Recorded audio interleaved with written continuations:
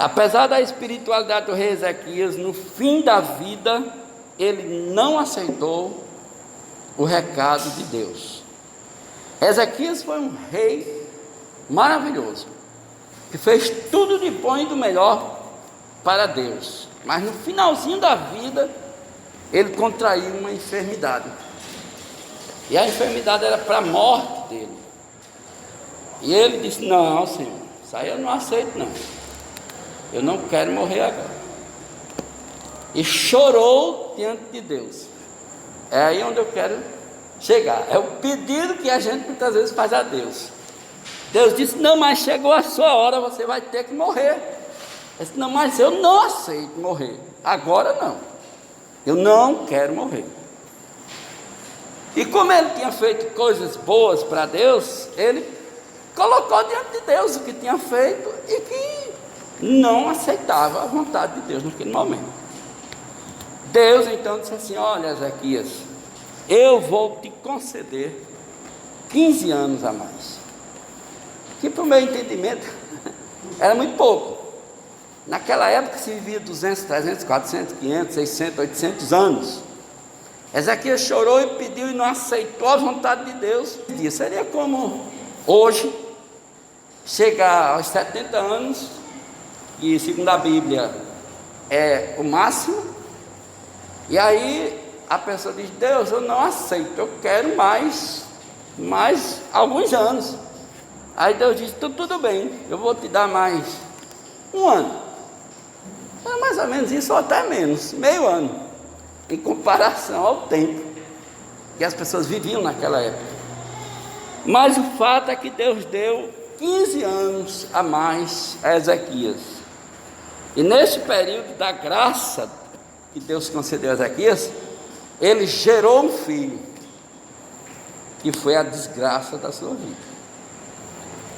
Olha o pedido a Deus. Olha quando a gente não pensa. Era preferível Ezequias morrer, e apenas 15 anos era muito pouco. Afinal, se pensar bem, ele viveu 15 anos, mas da época que ele viveu para cá, já fazem centenas de anos que se passaram. Então era muito pouco, 15 anos. Mas ele aceitou porque ele queria viver mais um pouco, ele só não aceitava morrer naqueles dias. Aí ele gerou um filho que se chamou Manassés. Aí Manassés, como a gente leu aí no início, ele reinou desde os 12 anos de idade até os 55 anos de idade. Foi o pior rei que já houve nessa terra e para o povo de Deus. Manassés foi tão ruim, e isso para a prole de Ezequias foi mal. Se ele tivesse morrido naqueles dias, ele não teria tido um filho que desmanchasse tudo que ele tinha feito diante de Deus. Ele teria morrido na glória, né? Disse: rapaz, o que eu fiz foi bom para Deus, agora eu vou para o céu e pronto, o resto fica aí, se vire. Mas não, ele pediu, Deus deu. Olha, Deus dá, claro, depois que a gente pede, tá bom, vou dar. Mas às vezes são coisas que a gente está pedindo e não sabe o que está pedindo. 15 anos gerou um homem chamado Manassés, e este filho abandonou por completo os bons costumes do seu pai. Era mesmo que eu pedir a Deus mais um ano de vida, e eu gerar mais um filho, e daqui a 15 anos esse filho destruísse tudo o que eu construí espiritualmente diante de Deus. Foi justamente o que aconteceu.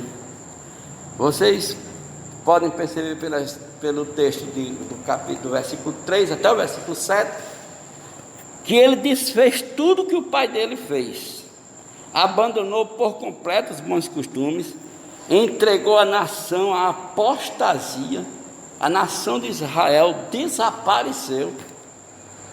desapareceu do âmbito espiritual por causa de Manassés. Ele reintroduziu na terra a idolatria que o seu pai Ezequias havia destruído. O que Ezequias fez, ele destruiu. E mandou montar o poste ídolo, que era o símbolo sexual da época.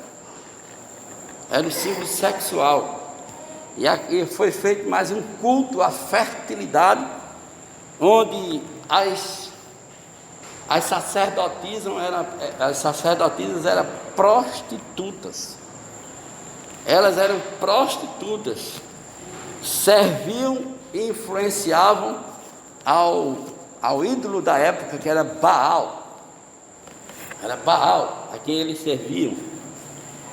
Manassés mandou erguer imagens de escultura de todas as divindades pagãs daquela época, inclusive o sol, a lua, as estrelas, que era o exército dos céus. Tornou-se um adepto do espiritismo, serviu aos médiuns, ao zodíaco da época, e tornou-se tipo um bruxo. Ele deu toda a força à bruxaria da época. Então foi o maior escândalo que houve dentro do sagrado templo de Deus. Então, irmãos, inclusive ele mandou erguer um símbolo sexual masculino dentro, no altar do templo, onde seu pai tinha feito apenas louvar e glorificar a Deus. Ele mandou fazer um símbolo sexual masculino e colocou lá no altar, no lugar do púlpito. Esse é o resultado de um pedido que Ezequias fez a Deus, quando ele talvez certamente não pensou nisso, né? Não pensou, ele queria somente viver mais uns dias.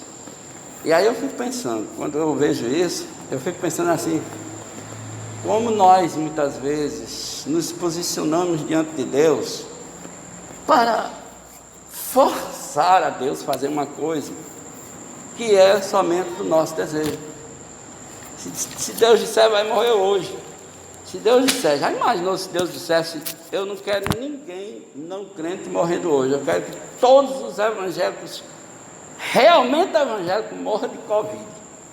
Vai ter muito crente pulando fora do cerco, não vai? Ninguém revoltado ainda com Deus, porque ninguém quer morrer, apesar da gente saber que vai ter que morrer. Mas até essa palavra às vezes é ruim para aqueles que se dizem cristãos. Mas não vamos falar em morte, vamos falar em outras coisas da natureza da gente aqui na terra. Querer algo, muitas vezes a pessoa quer. Eu lembro sempre, quando eu falo isso, eu lembro de um presbítero que pedia muito a Deus um carro zero. E na época, um carro com ar-condicionado era caríssimo, não é todo mundo que conseguia. Ele conseguiu, Deus deu a ele um carro 0 quilômetro, com ar-condicionado e tudo mais. Ele foi para uma reunião numa igreja onde ele, juntamente com o pastor, ia dar a ceia do Senhor. E na volta, foi lá em Pernambuco, e na volta o carro dele virou 0 quilômetro e matou ele e toda a família dele. 5 pessoas. 5 pessoas morreram no carro zero com ar-condicionado, do jeito que ele pediu a Deus, o carro zero. Pediu, forçou e Deus deu. Talvez se ele não tivesse conseguido aquilo, não tivesse forçado, ele talvez tivesse vivido muito mais anos na bicicleta dele. Mas acontece que às vezes a gente força a Deus coisas que não é da vontade de Deus. Então eu prefiro, irmãos, sempre estar dizendo a Deus: Senhor, faz o que tu queres, só agradecer aquilo que a gente recebe. E todas as vezes que a gente agradece, e que a gente louva e adora, e deixa que Deus faça o que Ele quer fazer, porque afinal de contas, o mundo é dele, o céu é dele, o que está no ar é dele, tudo é dele. Ele disse que foi feito por ele e para ele. Então, por que a gente forçar a barra muitas vezes? Eu creio que é lógico, todos nós temos que pedir as nossas coisas, as nossas necessidades a Deus. Afinal, Ele diz: pedi e dá-se-vos-á. Mas veja que no fim Ele diz: pedis e não recebeis, porque pedis mal. Então é preciso que a gente pense muito, porque Deus, Ele é muito melindroso. Deus, as coisas de Deus são coisas muito sérias. A gente não sabe, afinal Ele diz, né, lá em Romanos, que ninguém sabe os pensamentos dele, e que ele mesmo dá conselho a ele, que Ele não precisa da gente para estar dizendo para estar fazendo o que Ele quer fazer.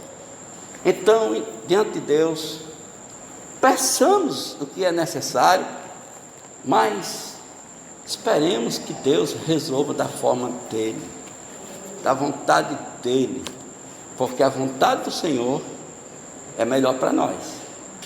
Tudo que Ele quer para a gente é melhor do que o que a gente pensa. É por isso que tem um texto que diz que o que Deus tem para nós é muito maior do que aquilo que a gente pensa que vai receber dele. Então, que nós possamos, irmãos, estar sempre diante de Deus, agradecido por todas as coisas, e sempre esperando pela sua vontade, colocando-nos diante dele com prazer, adorando, buscando, fazendo os nossos pedidos, mas sempre deixando que afinal Ele dê a resposta, porque é Ele quem pode fazer isso. Em nome de Jesus, amém? Que Deus nos abençoe. Então, queridos irmãos, vamos orar ao Senhor.